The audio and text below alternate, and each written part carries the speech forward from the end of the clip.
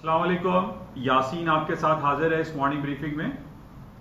आज इस हफ्ते का लास्ट वर्किंग डे फ्राइडे और डेट आज 21 अगस्त। जैसा कि हमेशा आपसे इसी बात का मैं जिक्र हर हफ्ते और जुमे को करता हूं कि फ्राइडे की closing is a very important closing होती है और इस बेसिस पे हम ये चेक करते हैं कि ऑन टेक्निकल ग्राउंड मार्केट में क्या क्लोजिंग्स आ रही हैं। खासतौर पे जो gold, silver, currency and stocks, S&P, Dow Jones और नेस्डैक है, उसको बहुत क्लोजली वॉच करना पड़ता है कि ऑन व्हाट टेक्निकल लेवल्स जो है ये तमाम आइटम क्लोज हो रहे हैं फ्राइडे के हिसाब से। क्योंकि जैसे मैंने आपसे हमेशा ये कहा है कि जितने लॉन्गर पीरियड ऑफ टाइम के जो रिपोर्ट्स होती हैं, डेटा होती हैं, उनकी अहमियत ज्यादा होती है। इसी तरीके से अगर हम मंथली बेसिस पे जाते हैं तो उसकी अहमियत और ज्यादा बढ़ जाती है। इसी तरह क्वार्टरली बेसिस पे हम क्लोजिंग चेक करते हैं तो वो और अहमियत की हामिल होती है, और इसी तरीके से half yearly and yearly closing. तो बहरहाल आज वीकली क्लोजिंग है। टेक्निकल हिसाब से हम आज रात में देखेंगे कि क्या सूरत हाल होती है और जो खबरें आपके सामने हैं। पहले पाकिस्तान की बात कर लेते हैं। पाकिस्तान के हवाले से कल इमरान खान साहब ने बड़ा जबरदस्त काम किया है KPK में। खैबर पख्तूनख्वा हमारा जो सूबा है उसमें 10 लाख रुपए की एक खानदान को हेल्थ इंश्योरेंस पॉलिसी अनाउंस की है। It's a very good gesture है और बड़ा खूबसूरत काम हुआ है। और इमरान खान साहब ने यह कहा कि जनाब जिस तरीके से तरक्की याफ्ता ममालिक में मेडिकल फैसिलिटी लोगों को हासिल है, उसी तरीके से पाकिस्तान को नहीं बल्कि पाकिस्तान के एक सूबे KPK खैबर पख्तूनख्वा को यह फैसिलिटी अब हासिल होगी। और KPK उन लाइंस में आके खड़ा हो गया है जहां पर दुनिया की तरक्की याफ्ता डेवलप्ड नेशन रह रही हैं। इसके साथ ही मतलब खुशी का तो मुकाम है ही कि KPK में ये हो रहा है, लेकिन हमारे लिए अफसोस का मुकाम है कि कराची वाले और सिंध के लोग और खास तौर पे जो कराची के रहने वाले लोग हैं, जो एक बारिश की नजर में इस वक्त हालत जंग की सी जिंदगी गुजार रहे हैं। पूरे कराची को तो हम नहीं कह सकते कि जनाब 100% कराची बदहाली का शिकार है, लेकिन कराची के बहुत सारे इलाके ऐसे हैं जहां पर ये गंदगी, गलाजा, टूटी फूटी सड़कें, पानी, बिजली, गैस का जो मसाइल हैं, पानी आता है जाता है, बिजली आती है और जाती है, इस तरीके से ये आंख मिचोली चल रही है।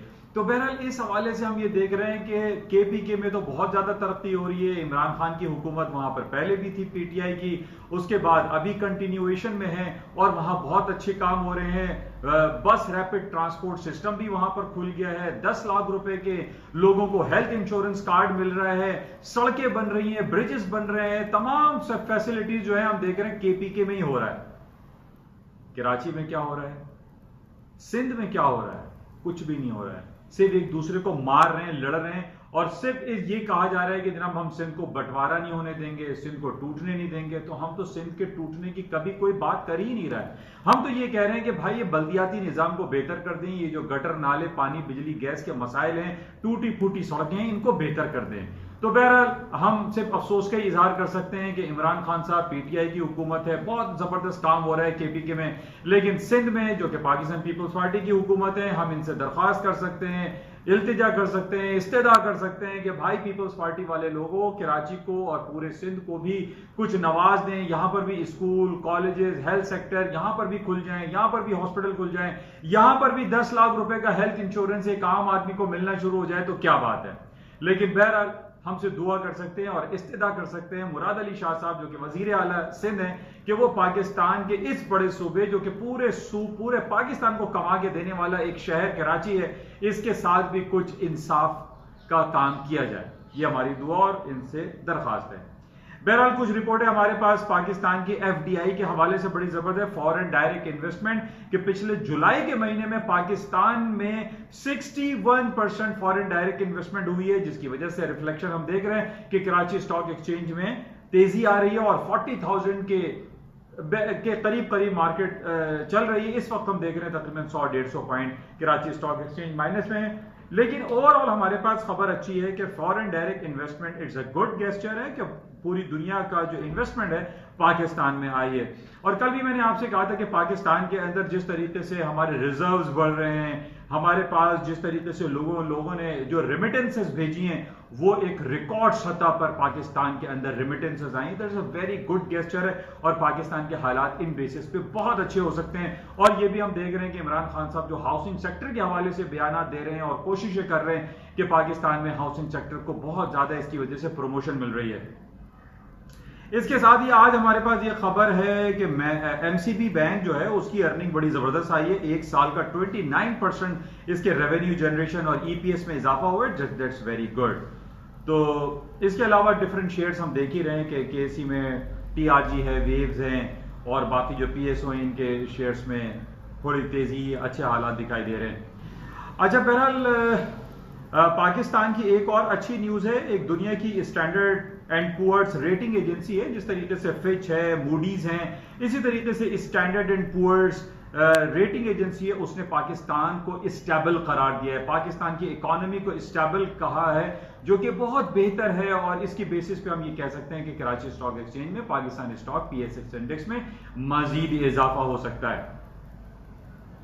अच्छा, बात कर लेते हैं दुनिया की और खास तौर पे अमेरिका की स्टॉक मार्केट के बारे में, जिसमें हम ये देख रहे हैं कि दिन दुगनी रात चौगनी तरक्की होती जा रही है, मार्केटें बढ़ती चली जा रही हैं। कहीं कोई खबर हमारे पास बैड न्यूज ऐसी नहीं आ रही है जिन बेसिस पे ये कहा जाए कि जनाब अमेरिका की स्टॉक मार्केटें क्रैश हो जाएंगी, गिर जाएंगी। पिछले 6 महीने से जो कोरोना वायरस पैंडेमिक के हवाले से जो बातें चल रही थी उस पे भी हमने ये देख लिया कि कोई नेगेटिविटी जो पिछले दिनों थोड़ी सी 10-20% मार्केटें गिरी थी वो इस वक्त दोबारा से बढ़ना शुरू हो गई है। पिछले 1.5-2 महीने से हम देख रहे हैं कि मार्केटों में तेजी का इंजेक्शन लगा हुआ है, मार्केटें बढ़ती चली जा रही हैं, मार्केट में कहीं नेगेटिविटी नहीं आ रही है। कोरोना वायरस पैंडेमिक के हवाले से जो बातें चल रही थी कि जनाब थर्ड वेव और सेकंड और थर्ड वेव आ रहा है, वो मुख्तलिफ जगहों पर हमारे पास ये खबर जरूर है, लेकिन इसका नेगेटिव रिफ्लेक्शन स्टॉक मार्केट पे या दुनिया की जो बाउंसेस हैं उस पर नहीं पड़ रहा है। इसी बेसिस पे हम ये देख रहे हैं कि अमेरिका की तारीख की बुलंद तरीन सतहों पे अमेरिका का स्टॉक इंडेक्स नेस्डैक बढ़ता चला जा रहा है।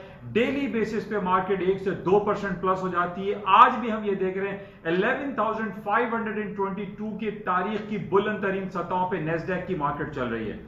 हम ये कह सकते हैं कि दूसरे जो इंडेक्स हैं अमेरिका के S&P है, डाउ जोन्स है, वो अभी तारीख की, जैसे S&P है उसने अपने तारीख की बुलंद तरीन सतहों के करीब करीब उसको टच किया है लेकिन क्रॉस नहीं किया। लेकिन इसी तरीके से डाउ जोन्स है वो हम देख रहे हैं कि काफी तकरीबन 2000 पॉइंट या 1500 पॉइंट अभी डाउन है अपने तारीख की बुलंद तरीन सतहों से, तकरीबन 1500 पॉइंट मार्केट नीचे की तरफ है।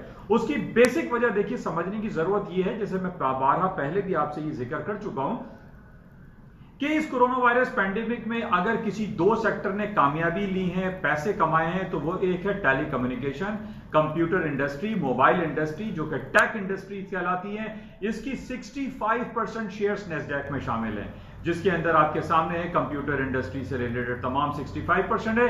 रेस्ट ऑफ द जो 35% है वो फार्मास्यूटिकल कंपनी है, दवासाज कंपनी है, वैक्सीनेशन की कंपनीज हैं। और वो आपके सामने है कि जनाब जब से हमारे पास कोरोना वायरस की बातें शुरू हुई हैं, वैक्सीन और दवासाज कंपनियों ने बहुत ज्यादा पैसे कमाए। इसी वजह से हम ये देख रहे हैं कि रेस्ट यानी S&P और डाउ जोन्स में वो पोटेंशियल एग्जिस्ट नहीं कर रहा जितना ज्यादा नेस्डैक में कर रहा है। और नेस्डैक हम देख रहे हैं कि तारीख की डेली बेसिस पे नई बुलंद तरीन सतहों पे आके खड़ा हो जाता है।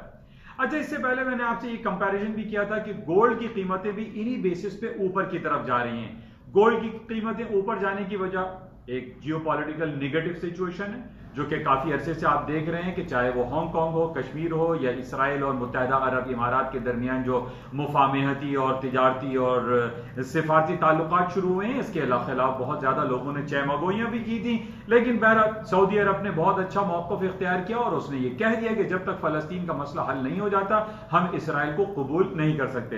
बहरहाल इन बेसिस पे हमने देखा कि जितनी भी जियोपॉलिटिकल सिचुएशन जब खराब होती है, खासतौर पर हम देख रहे हैं कि अमेरिका और चाइना के दरमियान, अमेरिका और ईरान के दरमियान जो टेंस हालात पाए जा रहे हैं, इन बेसिस पे भी सोने की कीमतों में इजाफा की मुमकिनात अभी भी मौजूद हैं। और इसके साथ ही हम ये देख रहे हैं कि जिस तरीके से पूरी दुनिया में इंटरेस्ट रेट की कटौतियों की बात हो रही है, इस बेसिस भी सोने की कीमतों में इजाफा हो रहा है। तीसरी बात जो सबसे अहम है कि सोने की कीमतों में इजाफे की सबसे बड़ी बुनियादी वजह यह है कि जिस तरीके से मैं आपसे ये कह रहा हूं कि अमेरिका की स्टॉक इंडेक्स नेस्डैक तारीख की बुलंद तरीन सतहों पे बढ़ता चला जा रहा है, उसकी वजह यह है कि 65% टेक कंपनी है, जिसके अंदर आपका मोबाइल है, कंप्यूटर है, इंडस्ट्रीज है, ऑटोमोबाइल भी हैं। इसमें आप ये देखिए कि गोल्ड की कीमतों में इजाफा की वजह यह है कि जो चिप लगते हैं हमारे और आपके मोबाइल, कंप्यूटर, इसमें जो लैपटॉप है इसके अंदर जो चिप का इस्तेमाल है वो सोने की प्लेट होती है, सोना उसमें प्लेटेड होता है, गोल्ड प्लेटेड होते हैं, गोल्ड का इस्तेमाल होता है। इस वजह से इसकी मांग में भी इजाफा हो रहा है। तो इस बात को भी आप जरूर समझें कि स्टॉक मार्केट के बढ़ने की वजह से भी सोने की कीमतों में इजाफा हो रहा है।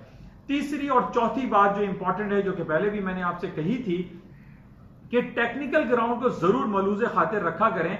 आज से 9 से 10 साल पहले जब सोने ने हाई किया था $1920 का, 1920, आज हम ये देख रहे हैं कि 1920 के नीचे मार्केट जाते हुए थोड़ा सा रेजिस्ट कर रही है। ये जरा सपोर्ट को स्ट्रॉन्ग सपोर्ट बना रही है। आज फ्राइडे है, वीकली क्लोजिंग है, जैसे कि मैंने हमेशा आपसे कहा है कि वीकली क्लोजिंग की अहमियत हासिल है इसको। 1920 से ऊपर अगर गोल्ड की कीमतों में इसकी क्लोजिंग आती है तो it means the gold market will go up more.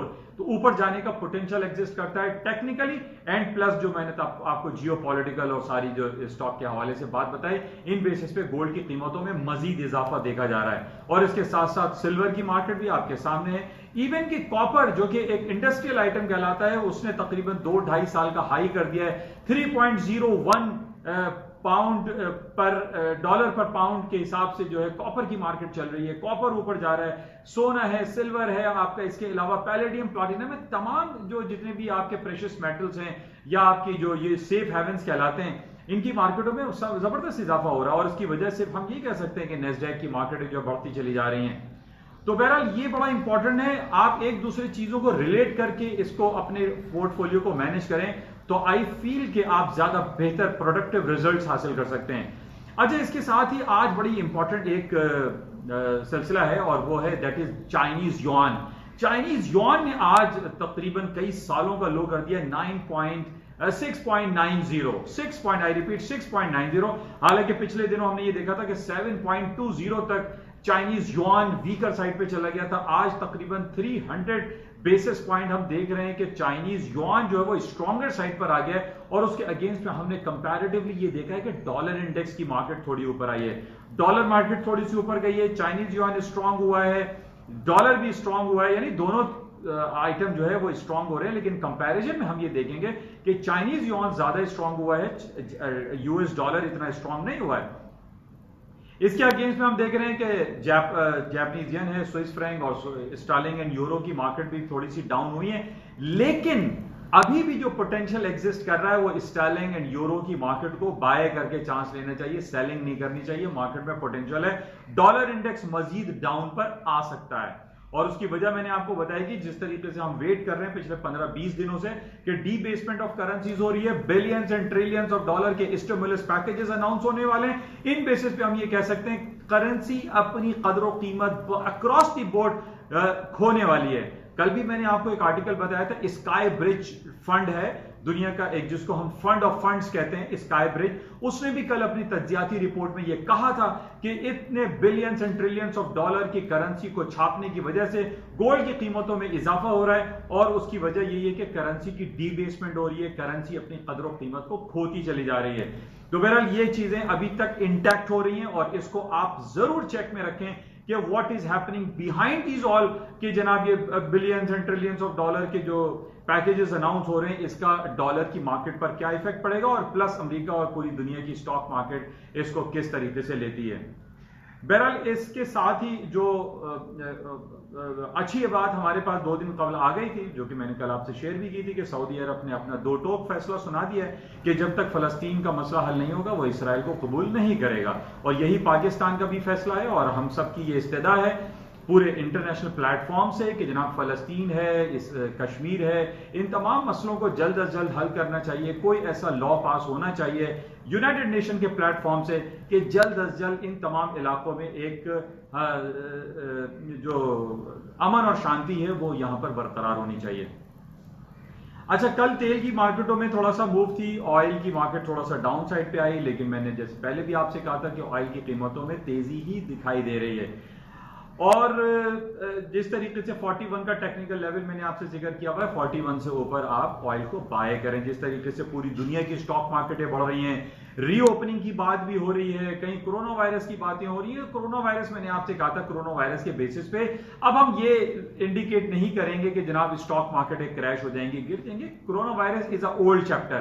Corona virus के बेसिस पे आप कोई ट्रेड ना करें कि जनाब वो कोरोना वायरस के बेसिस पे ये खबर आई है कि जनाब वर्ल्ड हेल्थ ऑर्गेनाइजेशन ने ये कह दिया है कि थर्ड वेव आ रहा है और जनाब लॉकडाउन कर दिया जाएगा, सीवियर लॉकडाउन होगा। ये पुरानी बातें हो गई, इसका अब असर स्टॉक मार्केट पर नहीं पड़ेगा। बहरहाल तेल की कीमतों में ऊपर इजाफा होगा और सोने की कीमतें भी आपके सामने हैं, इसके अंदर भी इजाफा इन्हीं बेसिस पर हो रहा है। जिस तरीके से कल हमारे पास एक रिपोर्ट आई थी कि अक्टूबर के महीने में अमेरिका और यूनाइटेड नेशन के प्लेटफॉर्म से आज से 5 साल पहले ये तय पाया था कि ईरान को जो असलह साजी है या असलह के हवाले से जो उसके ऊपर बैन लगा हुआ था, सैंक्शंस लगे हुए थे। अब अमेरिका की हुकूमत और ट्रंप साहब ये चाह रहे हैं कि इसको एक्सटेंशन दे दी जाए, यानी ये इंटैक्ट रहे और ईरान कोई मजीद असलह या कोई नए मौलिक हथियार ना बना सके। अक्टूबर के महीने में ये डेट खत्म हो रही है, तो अब ये कहा जा रहा है कि ईरान के ऊपर जो है वो छुट्टी हो जाएगी और ईरान बहुत सारे मिसाइल अटैक कर सकता है, मिसाइल की टेस्टिंग कर सकता है। और 2 दिन कबल भी इसने एक मिसाइल टेस्ट किया है और इसके खिलाफ अमेरिका ने काफी आवाज उठाई है और इसी वजह से उसने कहा कि इसको पाबंद होना चाहिए और इस पे मिसाइल की टेस्टिंग और ये न्यूक्लियर टेस्ट जो कर रहा है ईरान, इसको बैन लगना चाहिए। अच्छा, ये चहमगोइयां हो रही हैं और ये नेगेटिव है और इस नेगेटिविटी की वजह से तेल की कीमतें और आपके सोने की कीमतों में इजाफा हो सकता है।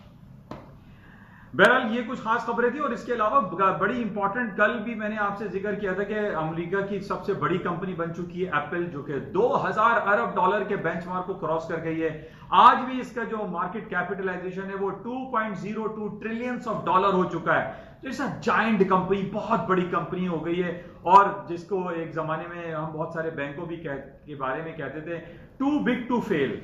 तो इतनी बड़ी ये कंपनीज हो चुकी हैं। बहरहाल इसको देखते हैं। आज शेयर वैल्यू जो है इसकी कल $473 पर शेयर हो गई थी और आफ्टर आवर्स जो है ये जब बंद मार्केट में जो ट्रेड होती है वो $476 पर शेयर हो गया था। मतलब इतना पोटेंशियल एग्जिस्ट कर रहा है। आप ये देखें एप्पल की कंपनी में और लोग धड़ाधड़ इसको बाय करते चले जा रहे हैं। कहां पिछले दिनों $200-150 इसका शेयर चल रहा था। इसके साथ ही दूसरी बड़ी कंपनी जो कि इलेक्ट्रिक कारें बना रही है, टेस्ला, जिसने तो अपनी तमाम हदें क्रॉस कर दी हैं। यानी $1800 गया था कोरोना वायरस से पहले, फिर उसके बाद $350 तक मार्केट गिर गई कोरोना वायरस के बेसिस पे।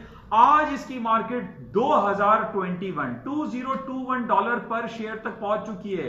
टेस्ला, द मालिक उसका है एलन मस्क, दुनिया का फास्टेस्ट ग्रोइंग रिचेस्ट मैन बन गया है और आज हम देख रहे हैं टेस्ला की कीमतें बढ़ती चली जा रही हैं। बहरहाल अमेरिका की जो स्टॉक मार्केट है, अमेरिका के जो इंडिविजुअल शेयर्स हैं, उनकी जो तेजी है और जो अपर लेवल्स हैं वो कहीं रुकते हुए दिखाई नहीं दे रहे अनटिल एंड अनलेस कोई हमारे पास कोई बहुत बड़ी नेगेटिव खबर आए कि जनाब कहीं कोई धमाका हो रहा है, कहीं कोई जंगी कैफियत हो रही है। उस वक्त तक अमेरिका की स्टॉक मार्केट डाउनफॉल नहीं होंगी। और इस बात को मैं दोबारा आपसे ये जिक्र करूंगा कि जनाब कोरोना वायरस बेसिस को आप मत चेक करें। कोरोना के बेसिस पे ये कहें कि जनाब स्टॉक मार्केट गिरे जाएंगे, इट्स अ ओल्ड चैप्टर। इस बेसिस पे मार्केटों में डाउनफॉल नहीं आएगा। इंशाल्लाह राब्ते में रहेंगे। आज फ्राइडे का दिन है, 2 दिन सैटरडे संडे आपसे राब्ता नहीं होता। संडे नाइट को इंशाल्लाह जो इंपॉर्टेंट इवेंट्स होंगे उस हवाले से आपसे दोबारा राब्ता करने की मैं कोशिश करूंगा। उस वक्त तक के लिए इजाजत दीजिए। जाते हुए आपसे यही रिक्वेस्ट जो कि डेली बेसिस पे मैं आपसे करता हूं कि इस यूट्यूब चैनल को इसको फैलाएं, स्प्रेड करें, लाइक करें, शेयर करें और ज्यादा से ज्यादा अपने दोस्तों, अहबाबों और फैमिली फ्रेंड्स में इसको कहें कि वो इसको सुना करें और सब्सक्राइब करें। Thank you. खुदा हाफिज।